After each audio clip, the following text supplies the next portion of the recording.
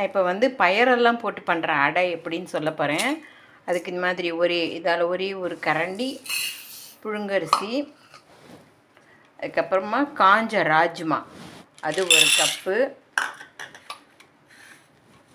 இது வந்து சோயா இது ஒரு கப்பு, எவ்வளவு அரிசியோ அதில் பாதி ராஜ்மா அதில் பாதி, இந்த மூணு கப்பு வச்சுருக்கேன் இதே மாதிரி. அதுக்கப்புறமா கருகப்பிலை, அரைக்கிறதுக்கு உப்பு, அப்புறம் காஞ்ச மிளகாய். இது எல்லாத்தையும் நல்லா ஒரு 6 hours ஊற வைக்கணும். அப்போ தான் அந்த ராஜ்மாலாம் நல்லா ஊறும். இதெல்லாம் நல்லா ஊற வச்சுட்டு அதுக்கப்புறமா அரைச்சி வச்சுருக்கேன். இப்போ கருகப்பிலை போட்டுக்கலாம்.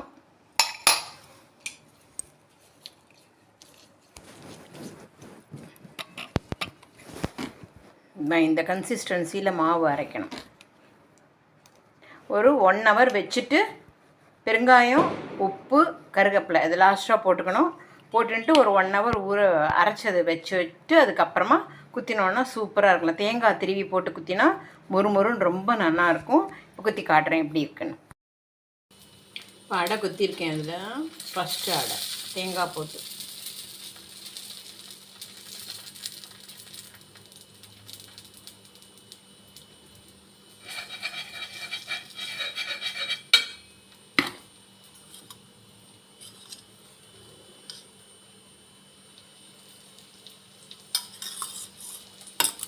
இது நல்லா வேகட்டும்.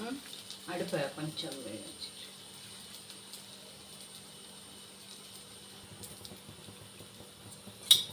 திருப்பி போட்டிருக்கேன். இப்போ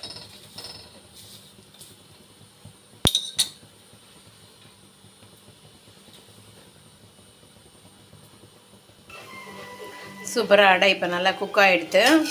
இதுக்கு எள்ளு மிளகா அப்படி போட் சைஸும் போட்டிருக்கேன். அழகாக கட் பண்ணி எள்ளு மிளகா அப்படி தொட்டு சாப்பிட்லாம். இப்போ நல்லாயிருக்கும். காட்டுறேன். இதான் அடை ஒரு பீஸாக கட் பண்ணியிருக்கேன். இது தொட்டுக்கிறதுக்கு எள்ளு மிளகா அப்படி அண்ட் தென் நல்லெண்ணெய் இதை மிக்ஸ் பண்ணி சாப்பிட்லாம். வெண்ணெய் போட்டு சாப்பிட்டாலும் சூப்பராக இருக்கும்.